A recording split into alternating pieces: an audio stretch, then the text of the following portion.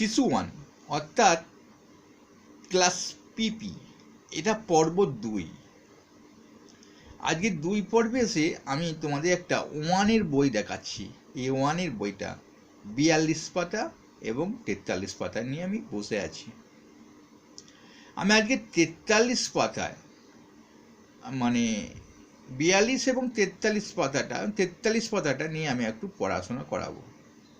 আমি যেহেতু শিশু 1-এর জন্য বলছি, বইটা কিন্তু 1-এর।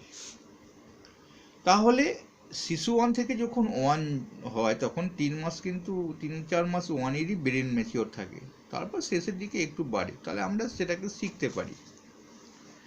আমাদের অ্যাডভান্স কিছু জানতে হবে, কিছু শিখতে হবে। দেখো এইখানে কীভাবে পড়াবে। প্রথম যদি পারো, এটার মধ্যে অনেক কিছু শেখানোর আছে। এই দাগগুলোকে কি বলে? এগুলোকে গোল গোল বলে। আচ্ছা, এটা কোন দিকে মুখ করে আছে? এটা সামনের দিকে উঠছে, নিচে থেকে ওপরে উঠছে, না ওপর থেকে নিচে নামছে? প্রশ্ন করো। হ্যাঁ, এটা নিচু থেকে ওপরে উঠছে, সে ওপর নিচু চিনবে। এই ছেলেটি কোন দিক থেকে কোন দিকে যাচ্ছে? উপর থেকে নিচে নামছে, না নিচে থেকে ওপরে নামছে? প্রশ্ন করে। অনেক কিছু শেখার থাকে এটাতে। আমাদের মনে হয় এটুকু তো কিছু শেখার নেই, অনেক কিছু শেখার আছে। এই ছেলেটি কোন পাটাকে নিচে নামিয়েছে? সে বাঁ পা ডান পা শিখবে। নিচে ডান পাটা, এটা বাঁ পা। এই মেয়েটা কোন পাটা ওপরে তুলেছে? বাঁ পাটা। আমাদের শেখা নিয়ে কথা। সে যে এটা শিখলো, একে চন্দ্রটা শিখলো, বিরাট কিছু শিখলো তার না, ব্রেনটা ম্যাচিওরই হবে না, ওইটাই জানলো। সে অনেক অঙ্ক করে দেয়, কিন্তু বাড়ির পূব দিক কোনটা জানে না, এটা কিন্তু ম্যাচিওর নয়। তাকে বাস্তবের সঙ্গে পরিচয় করাও। আচ্ছা, এখানে বলবে কটা ঘর ফাঁকা আছে? একটা ঘরে তো লেখা আছে, এটা কি লেখা আছে? ওটা 4 লেখা আছে বলবে। কটা ঘর ফাঁকা আছে? তখন সে গুনবে 1, 2, 3, 4টে ঘর ফাঁকা আছে। আচ্ছা, এইটা ঘরের মধ্যে কি লেখা আছে? 3 লেখা আছে, ইংরাজি 3। সে যখন জানবে এটা বলে দেবে। তারপর তাকে প্রশ্ন করবে এটা কি রং বলতে পারবে? সে বলবে সবুজ, কেউ কেউ হারা বলে, এটা হলুদ, এটা একটু নীলচে পাড়া, একটু লাল পাড়া। এই তখন সে রঙগুলো চিনতে পারবে। অনেকে রং চেনে না। ব্রেনটাকে ম্যাচিওর করো, তার সঙ্গে গল্প করতে করতে অনেক কিছু শেখানো যায়। আমি এই বইটা থেকে সেটাই নিয়ে তোমাদের আলোচনা করব, শিশু এবং 1। এইবার চলো আমরা পড়াশোনার মধ্যে দিয়ে যাই। এইখানটাতে জিজ্ঞাসা করবে এটা কি রং? সে বলবে সবুজ বা হারা, এটা নীল রং, এটা হলুদ রং। রং চেনাটাও কিন্তু একটা বিরাট কিছু।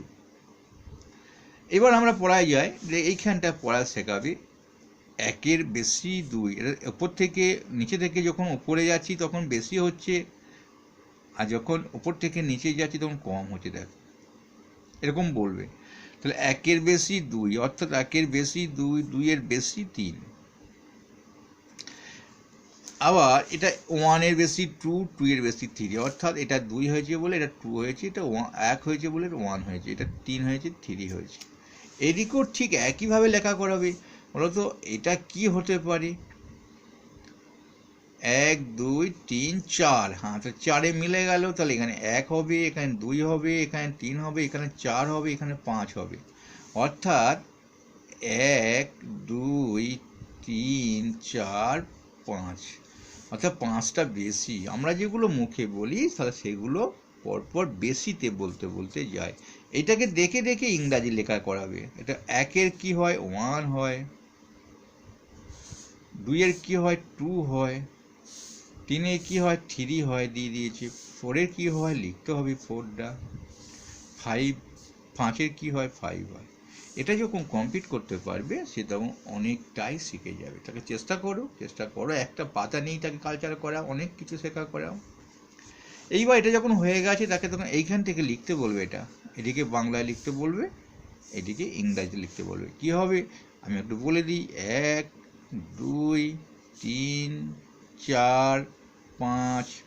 এদিকে চলো 1, 2, 3, 4, 5।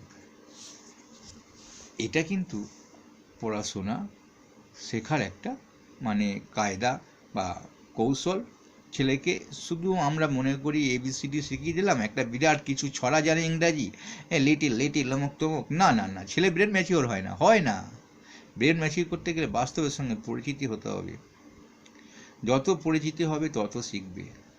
এটাই কিন্তু আমাদের শিক্ষা, মানে প্রকৃত শিক্ষায় শিক্ষিত হতে পারবো। ভালো লাগলে অবশ্যই লাইক করবে। আমি আবার পরে ভিডিও নিয়ে আলোচনা করব।